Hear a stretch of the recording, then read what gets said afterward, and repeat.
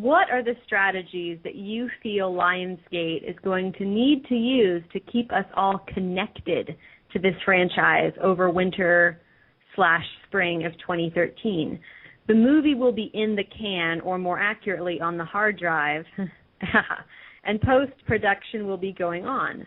But that is a very much behind-the-scenes activity. Your thoughts? Will there be more contests, more apps, fan conventions, etc.? Let's start with Tiffany. What are some strategies that you think Lionsgate might employ to keep everyone, interested in the Hunger Games over this long period of time? I'm thinking they're going to probably start up the whole Capitol.pn stuff and Capital Couture stuff again, maybe a little bit early, just to kind of get people, have that still in their minds. And maybe a teaser trailer, I hope, somewhat early on. But yeah. When did we get the first teaser trailer? That was in CMA. I know. So that would be. We got it in It was August. my birthday, actually. So the 26th of August, or a little bit after that. Yeah, a couple of days after that. So that was 7 months before the film came out. Yeah. So next April, maybe we'll get the first teaser. God, I hope we get something before then. Crystal, what about you? Do you agree with Tiffany? Do you think that they'll start ramping up the thecapitol.pn or do more contests? What do you think? I think it would be a good idea if they would highlight the tributes a little bit more. They could do I don't know, if we have 12 months, they could start in November and just release one tribute interview or two tribute interviews a month, to make them, we didn't really get to know a lot about the other tributes for the first movie.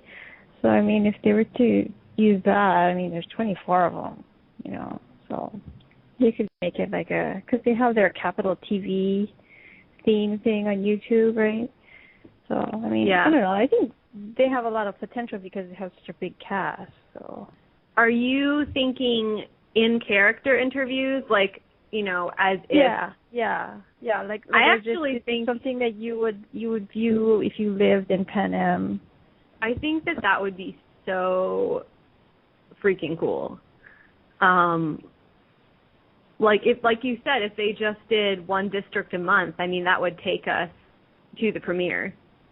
Yeah. So even just thinking about that makes the wait seem more bearable. If we had, the two interviews to look forward to every month, I feel like at least there would be something that we knew was coming to get excited about.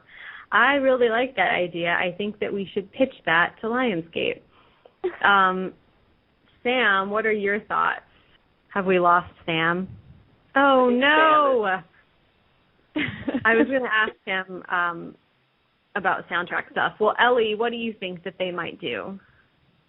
I definitely think they're going to bring back the websites and get some stuff going with that. As we get closer, I see some sort of mall tour or something happening. But that's probably a lot closer when all of the actors are really starting to promote the movie. Yeah. So really through the website, I don't know, that's the main thing.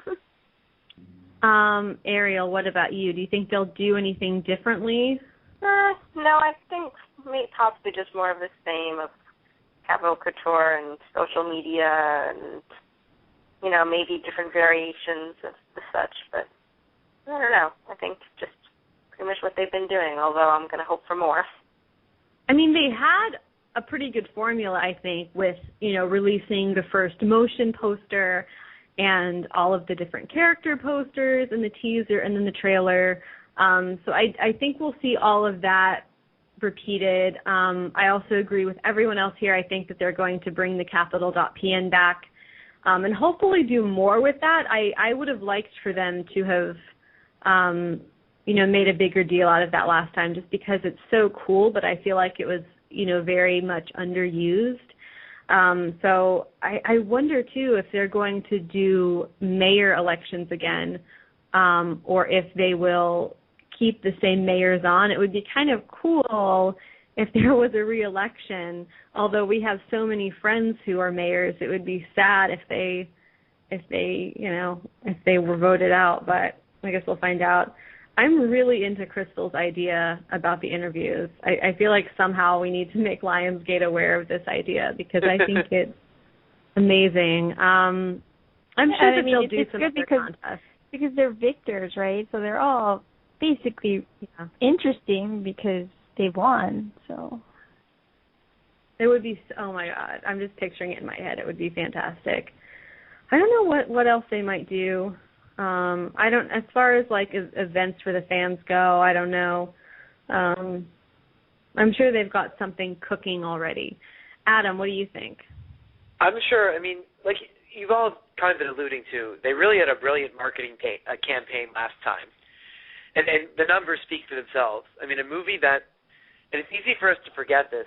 I'd mentioned this before on the show, but I feel like I should say it again.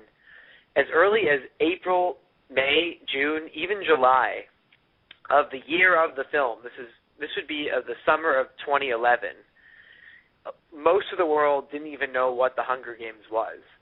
And by March, everybody knew, and it was grossing over $400 million in the U.S. So I think they're going to use a lot of the same tactics they did last time. Eventually, they'll reach a point where they'll slowly release a teaser, probably more of a trailer. I think they'll do something like, like sneak peek scenes, like a 30-second TV spot, or, maybe like when they showed the Cinna and Katniss conversation when she gets to the Capitol, something like that. And then the more creative stuff, like Ariel mentioned, Capitol Couture, I bet they'll do something just like that. Probably, if they don't do a new thecapitol.pn, I think they'll probably bring it back and have more features related to it that inspire new interaction.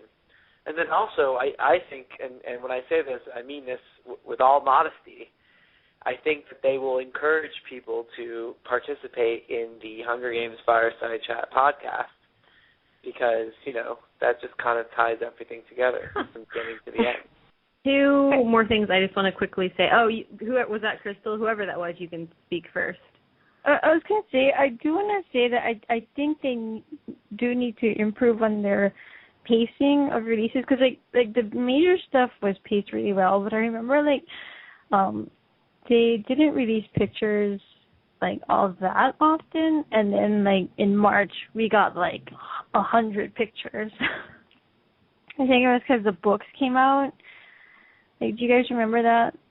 The tie-in books came out, and then suddenly, the internet was flooded with pictures, and we were like, oh, my God, do I look at it? Do I not? Or it just felt like we had, a kind of a long drought in between pictures here and there, and then suddenly we got bombarded with tons of stuff. I mean, I guess it's hard to avoid that if there's companion books again, but... What was I going to say? Oh, you just reminded me of one other thing, and I'm sure there will be, strategically planned magazine releases like they did with Entertainment Weekly last year, because those were really big and definitely fed the fire, pun intended. But two quick things I just wanted to say.